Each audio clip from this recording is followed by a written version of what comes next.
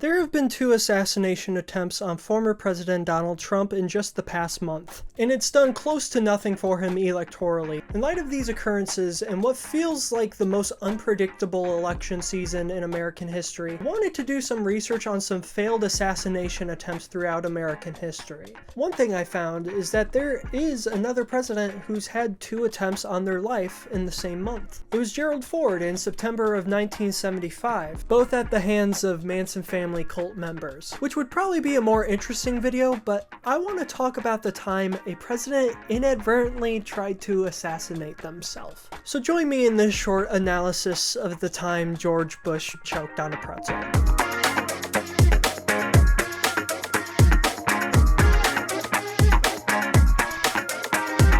George Bush is no stranger to the gaffe, nor random attempts on his life. I know the human being and fish can coexist peacefully.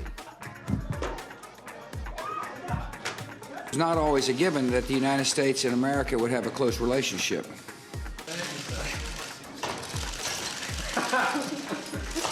I was raised in the desert, but tides kind of turn. It's easy to see a tide turn. Did I say those words? There's a bit of a consensus among the American people that he is not the brightest president. Even the most ardent supporters of George Bush are willing to say that he's a bit slow. George is more likable, more endearing, more cheeky, however you'd like to square it. And voters knew this when voting for him in 2000 and 2004. Managing a relatively average presidency early on, his approval would spike after 9/11, and for pretty obvious reasons. He would ride this approval boost into 2002, where he would sign the No Child Left Behind Act in the first week, ruining an entire generation's education in the process. 5 days later, on January 13th, 2002, George would step into his private quarters to indulge in a little bit of football. There were 2 playoff games that Sunday, and the president was watching the Dolphins-Ravens game in the evening. Relaxing on his couch alongside his dogs Barney and Spot, he would partake in some snacking on some ham and pretzels. My joke. Ham and pretzels are made in okay. This was a bad decision. As the 4th quarter wrapped around, one of the pretzels would go down the wrong pipe. George began choking. He got up from the couch and instantly fainted. He fell face first and broke his glasses, where he'd get a scratch on his cheek and a busted lip. And funnily enough, that's what most likely dislodged the pretzel. George believed he was only out for a few seconds. He would recover about 15 seconds later. White House physician Richard Tubb attributed the fainting to something that I cannot pronounce. I am putting it right here because I cannot pronounce it. Vasovagal syncope. No way I'm saying that. It usually happens in times of pain, fear, disgust, or dehydration. But we also see that he waited 5 minutes before calling the on-hand nurse and walking downstairs, which is definitely weird, right? Do you think he just started watching the game again, started Fortnite dancing at a touchdown, and then realized that he probably needed medical attention? The Ravens beat the Dolphins 20-3. It wasn't even close. In my opinion, that's not really a game worth dying for.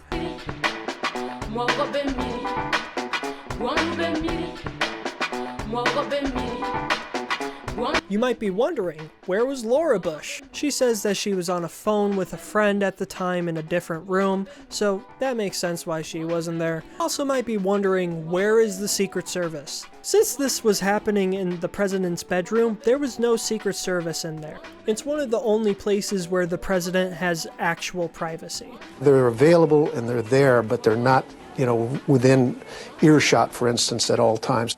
What if there were a serious emergency? The president has beeper-like panic buttons in most rooms that will summon an agent immediately. If it was a lot worse and we saw a Dick Cheney presidency, I don't know, that just sounds like the weirdest timeline to live in. He would make his first appearance in public the next day, talking to reporters and repping his battle scars. When you're eating pretzels, chew before you swallow. Listen to your mother. I feel great. Looking forward to a good trip. I hit the deck and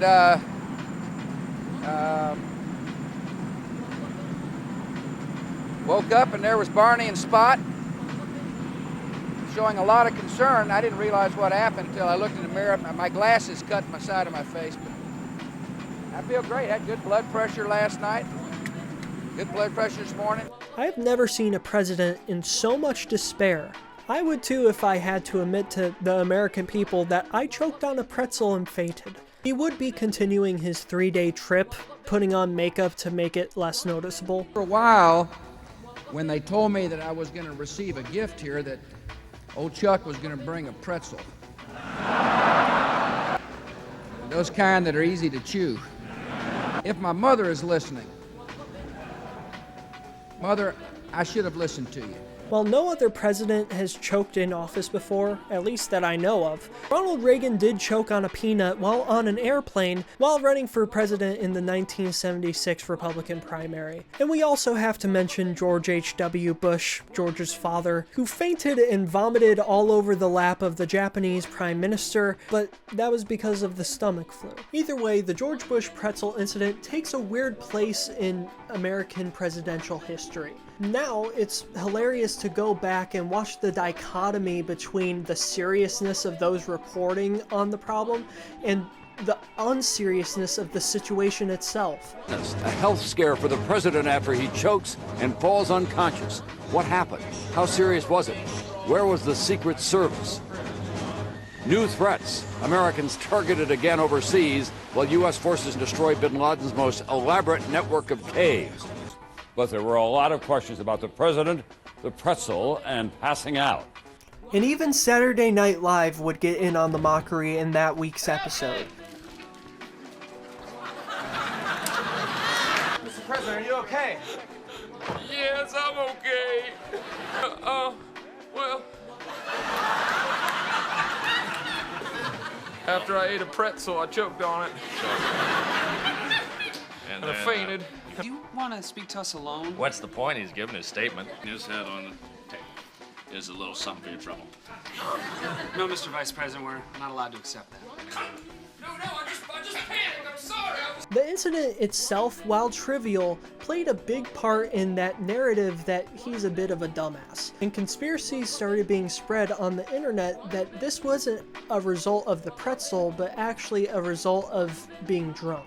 Which, if you don't know, George is a recovering alcoholic, and the fact that these conspiracies were going around is like unfair and fucked up. I don't know how I got here. Some opinions did try to spin the incident a bit more positively. Toby Hardin for The Telegraph wrote, "Rather than being seen as the result of an embarrassing accident, the scrape that Mr. Bush sported on his left cheekbone and the bruise on his lip yesterday seemed to symbolize just how ordinary he was." I agree an event like this can put a lot of things into perspective. That feeling of, wow, it can really happen to anyone, even the president. But at the same time, this is what we're feeling after him choking on a pretzel. I'm very certain that most of the people watching this video are pretty good at eating pretzels. It's some solid Bush trivia that still follows him around even after his presidency. You know that his favorite snack was pretzels and he one time choked? Yeah, I passed out Was it a big pretzel? on a pretzel. But every day he would go in and mindlessly eat pretzels, and one day he had too many in his mouth. I just hit the deck, yeah. It's not funny, but it is. This isn't the only time that Bush would hurt himself in weird ways either. While staying at the Bush family home in June of 2003, George would make a terrible decision to mount a Segway during the celebration of his father's 79th birthday. I don't blame Bush or the Segway for this one, but the fact that it's happening in Kennebunkport, Maine. Fuck Kennebunkport, Maine! Hey, Editing Sam here. I found 2 other instances of this happening because of course I did. George would crash his bike and faceplant at his Texas ranch in 2004, and that left him with some pretty nasty cuts and bruises. I'll put pictures up on screen right now. And there's this other time that's even less known about where he was riding his bike in Scotland, and while waving at a group of officers would accidentally collide with one of them. This was in Scotland before the G8 summit in 2006. But yeah, that's the time that George Bush almost choked on a pretzel. Thank you so much for watching this video, and hopefully it sounds better than the last one. I do still recommend that one though. I'm currently working on another long form video that's just taking so much time, so I decided to make a shorter video, so hopefully you like it. I might do more of this as well. So, do you think Biden's taken a tumble in the White House? I personally say there's a 9 out of 10 chance that there's an acorn stair lift somewhere in there. Would you choke on a pretzel, or are you too alpha? Let me know in the comments below. Like, subscribe, listen to my music, choke on a pretzel. Bye.